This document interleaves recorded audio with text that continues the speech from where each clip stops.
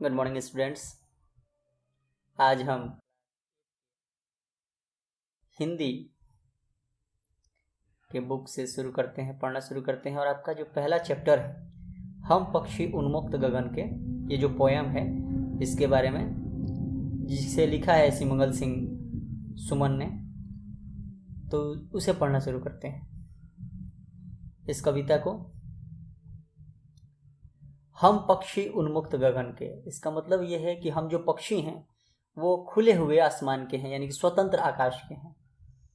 सुने, हम पक्षी उन्मुक्त गगन के, पिंजर बंद न गा पाएंगे, कनक तीलियों से टकराकर पुलकित पंख टूट जाएंगे। यानी कि हम पक्षी उन्मुक्त गगन के, पिंजर बंद न गा पाएंगे, यानी कि हम जो पक्षी हैं वो स्वतंत्र आकाश के हैं, स्वतंत्र आसमान के हैं। पिंजर बंद न गा पाएंगे, यानी कि पिंजरे में बंद होकर हम गा नहीं पाएंगे। कनक तीलियों से टकराकर पुलकित पंख टूट जाएंगे। बोल रहे कि कनक तीलियों, ये जो हमारे पिंजरे हैं, जिस पिंजरे में हम बंद हैं, ठीक है, ऐसा लग रहा है कि इन पिंजरों से टकरा टकरा कर हमारे जो कोमल पंख हैं, इतने अच्छे जो पंख है, वो टूट जाएंगे। हम बहता जल पीने वाले मर जाएंगे भूखे प्यासे, कहीं भली है कटुक निबौरी कनक कटोरी की मैदा से। हम बहता जल पीने वाले मर जाएंगे भूखे प्यासे। पक्षी कह रहे हैं कि हम बहते हुए जल को पीने वाले हैं, कहीं बर्तन में देकर पानी पीने वाले नहीं हैं। हम बहते हुए पानी में, नदी में, तालाब में, समुद्र में, वहां पर पानी पीने वाले हैं। मर जाएंगे भूखे प्यासे, बोल रहे हैं कि यहाँ रहकर, पिंजरे में रहकर हम भूखे प्यासे मर जाएंगे। कहीं भली है कटुक निबौरी। कटुक निबौरी का मतलब होता है, समझ लीजिए, जो जहरीली या फिर तीखी तरह के जो पौधे होते हैं उनकी डालियाँ, जैसे कि नीम के बारे में बोला जा सकता है कटुक निबौरी।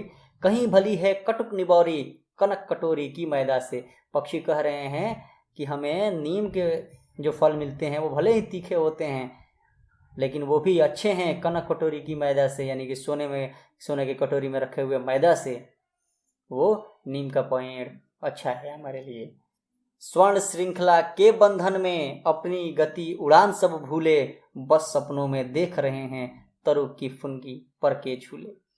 स्वर्ण श्रृंखला के बंधन में अपनी गति उड़ान सब भूले, बोल रहे हैं कि स्वर्ण श्रृंखला के बंधन में, भले ही हम एकदम सोने के पिंजरे में ही बंद किया गया हो, लेकिन फिर भी इस सोने के पिंजरे में बंद होने के बाद हम अपनी गति को भूल गए हैं, हम अपनी उड़ान भूल गए हैं, सब कुछ भूल गए हैं। बस सपनों में देख रहे हैं तरु की फुनकी पर के झूले।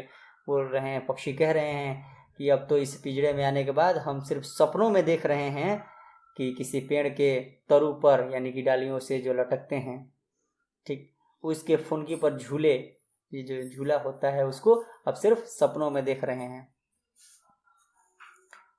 ऐसे थे अरमान की उड़ते नीले नभ की सीमा पाने, लाल किरण सी चोंच खोल चुगते तारक अनार के दाने। ऐसे थे अरमान की उड़ते नीले नभ की सीमा पाने। बोल रहे हैं कि हमारे अरमान ऐसे थे, ख्वाब ऐसे थे कि हम आकाश में उड़ते नीले नभ की सीमा पाने, यानी कि ये जो नीला आकाश दिख रहा है, इसकी सीमा जो है, इसका जो बॉर्डर है, इसकी जो बाउंड्री है, वहां उसको पाने के लिए हम उड़ते। लाल किरण सी चोंच खोल चुगते तारक अनार के दाने। बोल रहे हैं कि जो सुबह किरण जो निकलती है तो लाल दिखाई देती है, उस तरह से हम अपने चोंच को खोलते लाल, और फिर अनार के जो दाने होते हैं, एक एक दाने को हम चुगते। आगे पढ़ते हैं।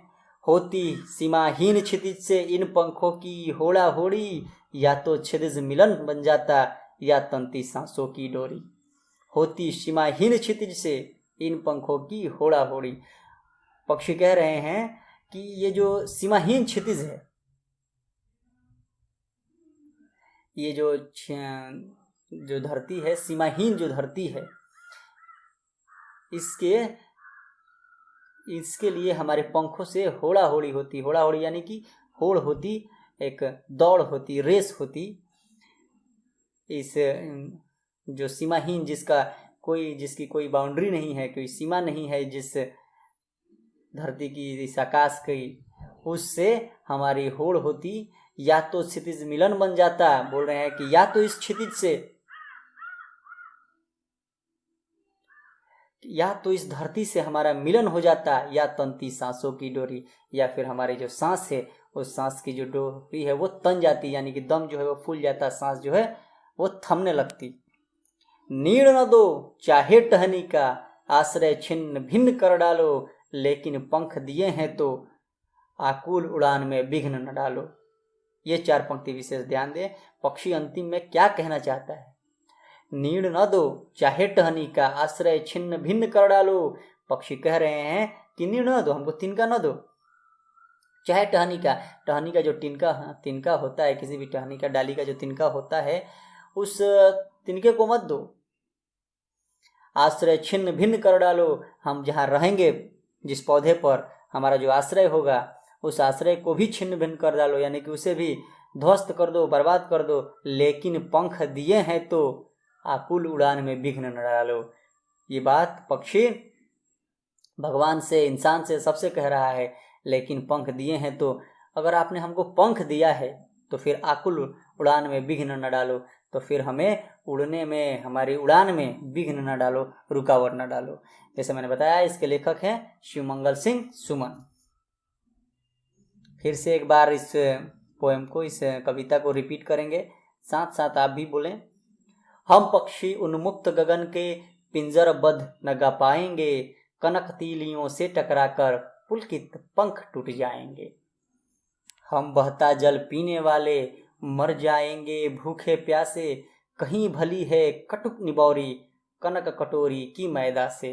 स्वर्ण श्रृंखला के बंधन में अपनी गति उड़ान सब भूले, बस सपनों में देख रहे हैं तरु की फुनगी पर के झूले। ऐसे थे अरमान के उड़ते नीले नभ की सीमा पाने, लाल किरण सी चोंच खोल चुगते तारक अनार के दाने। होती सीमाहीन क्षितिज से इन पंखों की होड़ा होड़ी, या तो क्षितिज मिलन बन जाता, या तंती सांसों की डोरी। नीड़ न दो चाहे टहनी का, आश्रय छिन्न भिन्न कर डालो, लेकिन पंख दिए हैं तो आकुल उड़ान में विघ्न न डालो। चलिए अब इसके जो प्रश्न है उससे बात कर लेते हैं। कविता से क्या प्रश्न है? हर तरह की सुख सुविधा पाकर भी पक्षी पिंजरे में बंद क्यों नहीं रहना चाहते हैं? क्यों नहीं रहना चाहते?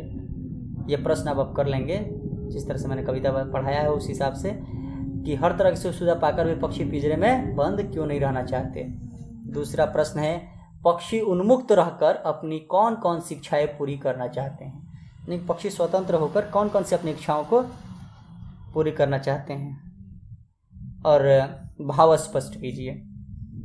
ये जो लाइन है इसके अर्थ बताने हैं। या तो क्षितिज मिलन बन जाता, या तंती सांसों की डोरी। इसका तो ये 3 प्रश्न आप कर लेंगे। अब चलिए जो कुछ अन्य प्रश्न हैं, 1-2 प्रश्न हम अपने से दे देते हैं इससे।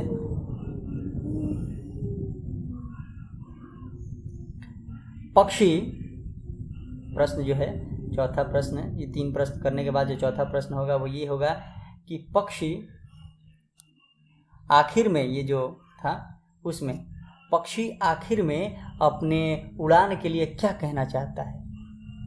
पक्षी आखिर में अपने उड़ान के लिए क्या कहना चाहते हैं, चौथा प्रश्न होगा। और 5वां जो प्रश्न होगा वो होगा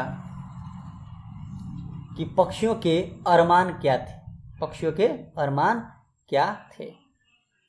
ये 3 प्रश्न आपके बुक से और 2 प्रश्न मैंने जो अभी दिए हैं, ये 2 टोटल 5 प्रश्न हो जाएंगे। तो ये 5 प्रश्न अब आप कर लेंगे। तो आज की क्लास में, पहले क्लास में इतना ही। थैंक यू, धन्यवाद।